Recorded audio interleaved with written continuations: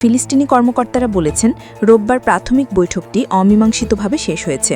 বিস্তারিত কিছু না জানিয়ে কাতারে মানবিক সহায়তার বিষয়টি নিয়ে আলোচনা হয়েছে বলে জানিয়েছেন আরেকজন ইসরায়েলি কর্মকর্তা। ৬০ দিনের যুদ্ধবিরতির জন্য মার্কিন সমর্থিত প্রস্তাবে জিম্মিদের পর্যায়ক্রমে মুক্তি, গাজার কিছু অংশ থেকে ইসরায়েলি সেনা প্রত্যাহার এবং যুদ্ধ পুরোপুরি শেষ করার বিষয়ে আলোচনার কথা বলা হয়েছে। বাকি জিম্মি মুক্তির আগে হামাস দীর্ঘদিন ধরে চলা যুদ্ধের চূড়ান্ত সমাপ্তি টানার দাবি করে আসছে। ইসরায়েল জোর দিয়ে বলেছে সব জিম্মিকে মুক্ত ও হামাসকে নির্মূল না করা পর্যন্ত তারা সামরিক অভিযান বন্ধ করবে না।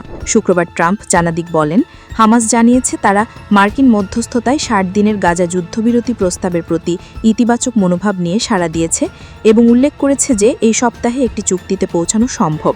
নেতানিয়াহুর কিছু কট্টর জোট অংশীদার যুদ্ধ বন্ধের বিরোধিতা করে, কিন্তু ইসরায়েলিরা ২১ মাস ধরে চলা যুদ্ধে ক্রমশ ক্লান্ত হয়ে পড়ায় ইসরায়েল যুদ্ধবিরতিতে সমর্থন জানাবে বলে আশা করা হচ্ছে।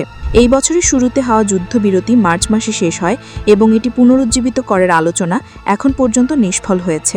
ইতোমধ্যে ইসরায়েল গাজায় তার সামরিক অভিযান তীব্র করেছে এবং খাদ্য বিতরণে তীব্র নিষেধাজ্ঞা আরোপ করেছে, যদিও গাজায় মানবিক সংকট তীব্র বলে জানিয়েছে জাতিসংঘ।